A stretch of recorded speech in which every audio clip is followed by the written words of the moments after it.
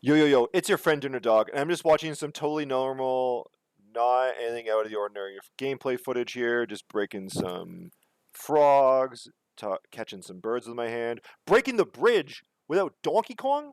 What?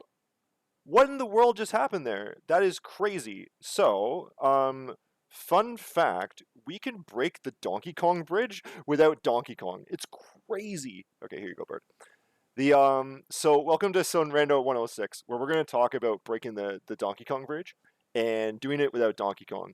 So a little preface here. It's a 100 series video because this is dead easy to do, and it's literally you just push one button. So it's been recently discovered that if you press triangle on player 2, you will break the Donkey Kong bridge without actually enabling Donkey Kong. Or if Donkey Kong's already enabled, it'll still break the bridge without him doing things. Bird's deciding he wants to be in front of the camera. That's fine. We'll let Bird do that. The so the all you need to do is press triangle, and with that being known, then let's just set up pressing triangle on player 2, and then we can break the bridge all the time. As of the recording of this video, this is allowed in randomizer races, which is why we're covering it. And let's set this up and make it happen. So in this video, we're going to talk about how to set up specifically in Bizhawk, and the steps to enable a second controller and how to bind that. And then we'll look at very briefly why all this matters. So let's jump right into it. So what we need to do to set up triangle on player 2 is we need to open the game in Bizhawk. It's not enough to open Bizhawk. We need to open up any PlayStation game. Bizhawk emulates multiple systems, so we need to essentially tell it that we're emulating the PlayStation.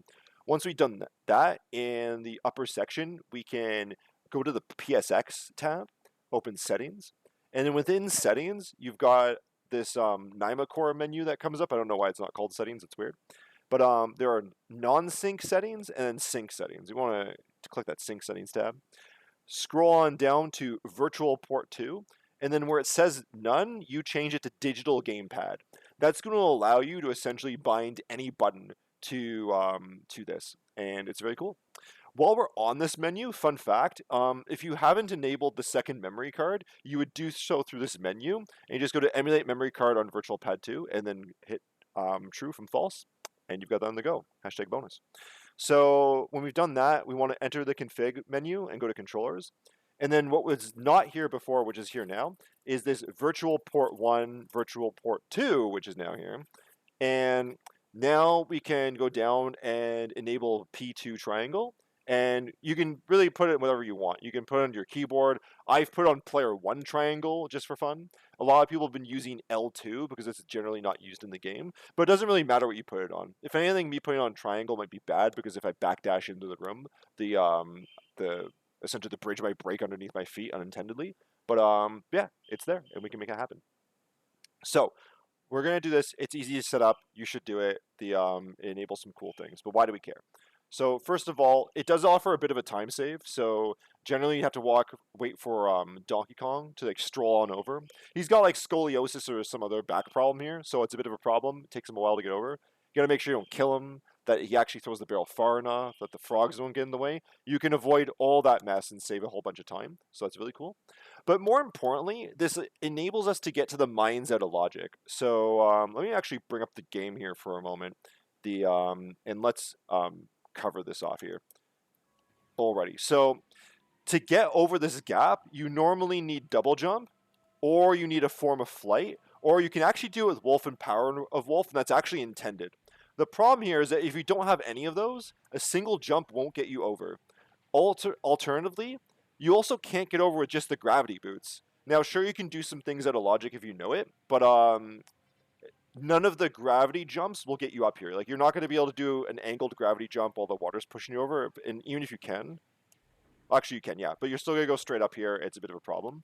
And from down here, there's no area where you could do a jump to get up here. Like, if I go to the next lowest level or I just try on the edge, I'm always going to bonk. There's no way around it. So we can't get up there. It's a problem. We can't do an angled jump. You don't get over back again. Like, you just can't make it happen. And Burb agrees. That's why he's chilling there. So with this in mind, if we go down to the caverns here and want to go to the mines a bit early, having the ability to just open up the essentially the floor right away is beneficial. but we've got to be really careful. So let me get to another state here. So this is the area of the mines right after we fight Cerberus.